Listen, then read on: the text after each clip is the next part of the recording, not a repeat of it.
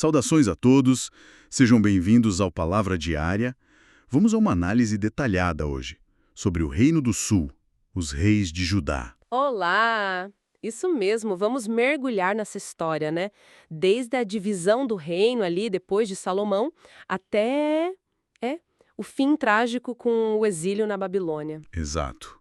É uma linhagem, a de Davi, com momentos assim, de muita fé, reformas importantes, mas também, nossa, cada queda, cada desvio para a idolatria. E as consequências, né? A gente vê claramente como as ações deles, boas ou más, impactaram todo o povo. Uma história cheia de lições sobre liderança, sobre obediência ou a falta dela. Vamos então na ordem, cronologicamente. O primeiro é Roboão, filho de Salomão. Foi com ele que tudo rachou, né? Aquele jeito duro dele causou a divisão. Pois é, e logo de cara ele enfrenta a invasão do Sisaque, do Egito. Lá se vão os tesouros do templo que Salomão tinha acumulado. Um começo bem difícil. Bem difícil mesmo. Depois vem o filho dele, Abias. Reinado curtinho, né? Sim, bem curto. Mas ele tem uma vitória importante contra Israel. E o interessante é que ele invoca a aliança com Deus para conseguir isso. Só que parece que ele não abandonou completamente os erros do pai. A idolatria ainda estava ali. Aí temos Azael, filho de Abias. Esse já é lembrado de forma mais positiva, né? Pelo menos no começo. Ele promove umas reformas. É verdade. Azá começa bem, tenta limpar a casa, tirar a idolatria. Comparado com outros que vieram depois, ele se destaca nesse início. E na sequência, Josafá. Esse sim é um nome forte em Judá. Um rei piedoso. Com certeza. Josafá foi além. Ele organizou o ensino da lei pelo reino, removeu altares pagãos, buscou a Deus nas crises, tipo naquela guerra contra Moabe e Amon, e teve vitória. Mas ele também teve aquele deslize, né? A aliança com Acabe, o rei de Israel, que era super ímpio. Exato. E ele foi repreendido por isso, mostra aquela tensão, sabe? Entre ser fiel a Deus e as, digamos, necessidades políticas da época. Uma escolha complicada. E essa aliança trouxe consequências bem ruins depois, com o filho dele, Jeurão, casado com a Atália, filha do Acabe. Aí a coisa desandou de vez. Nossa, Jorão foi um desastre. Influenciado pela esposa, ele mata os próprios irmãos para garantir o poder. Promoveu idolatria pesada. Que virada, né? O profeta Elias até mandou uma carta para ele, anunciando um fim horrível. E ele morreu de uma doença terrível, sem ninguém lamentar. Que triste. Mas no meio dessa tragédia toda, sobrevive Joás, neto da Atália. Sim, uma história incrível. Escondido no templo, coroado ainda criança, e enquanto o sumo sacerdote Joiada viveu, Joás foi um bom rei. Restaurou o templo, fez o que era certo. Só que aí Joiada morre. Pois é. E Joás muda, volta para a idolatria, acredita, e pior, manda matar Zacarias, o filho do próprio Joiada, que o repreendeu. Acabou assassinado pelos servos. É impressionante como a influência de uma pessoa boa como Joiada era fundamental. Impressionante mesmo. Depois vem Uzias, ou Azarias, um reinado bem longo, 52 anos. Ele fortaleceu Judá, sabe? Militarmente, economicamente. Começou muito bem. Muito bem mesmo. Mas aí, o orgulho. Ele tentou fazer o papel do sacerdote no templo, queimar incenso, e a consequência foi imediata: lepra. Teve que viver isolado o resto da vida. Um aviso claro, né? Com certeza. O filho dele, Jotão, parece que aprendeu um pouco. Foi um rei justo, fez construções importantes. Mas, curiosamente, ele evitava entrar no templo. Talvez com medo do que aconteceu com o pai. Pode ser. Jotão foi correto, mas as fontes dizem que o povo continuava com práticas erradas. E aí vem o filho dele, Acás. Esse sim foi um mergulho na escuridão. Acás, terrível. Idolatria, sim, pesadíssima. Chegou a sacrificar os próprios filhos.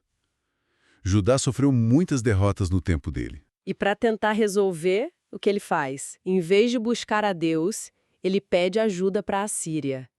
Vira vassalo de Tiglat-Pileser e ainda tem a coragem de colocar um altar assírio lá em Jerusalém. Trocou a fé pela política do momento. Mas que contraste com o filho dele, Ezequias. Um dos melhores reis, sem dúvida. Ezequias, sim. Uma luz no fim do túnel, fez uma reforma religiosa gigante, limpou tudo, restaurou a celebração da Páscoa e enfrentou Senaqueribe, o rei da Síria. Aquela história do cerco de Jerusalém, né? Quando tudo parecia perdido. Exatamente. Ele orou, buscou o profeta Isaías e a cidade foi salva de forma milagrosa. Uma demonstração de fé incrível. Depois ficou doente, orou de novo e ganhou mais 15 anos de vida. É verdade. Mas ele também teve aquele erro, né? Mostrar os tesouros para os enviados da Babilônia. Pois é, nenhum deles era perfeito. E essa atitude gerou a profecia do futuro exílio na Babilônia. Mas o filho de Ezequias, Manassés, esse é um caso à parte. Manassés, o reinado mais longo de todos, 55 anos, e considerado o pior rei de Judá. Ele desfez tudo que o pai tinha feito. Tudo. Voltou com a idolatria de forma extrema, colocou ídolos dentro do templo, sacrifícios humanos, derramou rios de sangue inocente. Dizem que as ações dele foram a gota d'água para Deus decretar o exílio. Mas tem aquela reviravolta no final da vida dele, né? Sim, é surpreendente. Levado prisioneiro para a Síria, lá ele se arrepende, mas se arrepende de verdade. E Deus o restaura ao trono. Ele ainda tenta consertar alguma coisa, mas o estrago já era enorme. E o filho dele, Amon, não aprendeu nada com o arrependimento do pai. Reinou só 2 anos, fazendo tudo errado. Exato. Seguiu o pior do pai antes do arrependimento. Acabou assassinado pelos próprios servos. Um ciclo vicioso de maldade. Mas aí surge Josias, filho de Amon. Uma esperança. Rei desde menino, aos 8 anos. E que rei! Josias foi um grande reformador. Aquele episódio da descoberta do livro da lei durante as reformas no templo foi um divisor de águas. Levou a um arrependimento nacional. Ele destruiu a idolatria de forma radical, não só em Judá, mas até em áreas do antigo Reino do Norte. E celebrou a Páscoa de um jeito que não se via desde os tempos de Samuel. Em batalha contra o faraó Neco do Egito, lá em Megido, e com a morte de Josias, parece que a esperança se apaga. É verdade. Depois dele, a queda é muito rápida. Vem Jeoacás, filho de Josias, reinou só 3 meses. E fazendo o que era mal. Logo o faraó Neco o tirou do trono e levou para o Egito, onde ele morreu. Aí o Neco coloca outro filho de Josias no trono, Jeoaquim, que antes se chamava Eliaquim, e foi outro rei ímpio. Ímpio e opressor, cobrou impostos pesados para pagar tributo ao Egito, depois virou o vassalo da Babilônia de Nabucodonosor e ainda se rebelou contra ele. E teve aquela atitude terrível de queimar o rolo com as profecias de Jeremias. Que afronta. O fim dele foi desonroso, como Jeremias tinha previsto, e o filho dele, Joaquim, também chamado Jeconias ou Conias, reinou só 3 meses também, seguindo os maus caminhos do pai. Nabucodonosor veio, cercou Jerusalém e Joaquim se rendeu. E aí começa a primeira grande deportação para a Babilônia, né? Sim. Ele, a elite, os artesãos... E mais tesouros do templo. Exatamente. Ele viveu muitos anos no exílio, mas no final até que foi tratado com alguma consideração pelo sucessor de Nabucodonosor. Mas o reino de Judá ainda tinha um último suspiro. O último rei, Zedequias, tio do Joaquim, outro filho de Josias, que antes se chamava Matanias, colocado no trono pelo próprio Nabucodonosor. E ele jurou a lealdade à Babilônia. Mas, contrariando todos os avisos do profeta Jeremias, ele se rebelou. Foi a decisão final. E aí veio o fim. O cerco final, a fome, a destruição total de Jerusalém e do templo pelos babilônios em 586 a.C. Zedequias tentou fugir, mas foi pego. Teve que assistir aos filhos sendo mortos na frente dele e depois teve os olhos vazados. Foi levado cego para a Babilônia, o fim da monarquia de Judá. Que história! Nossa, que sequência!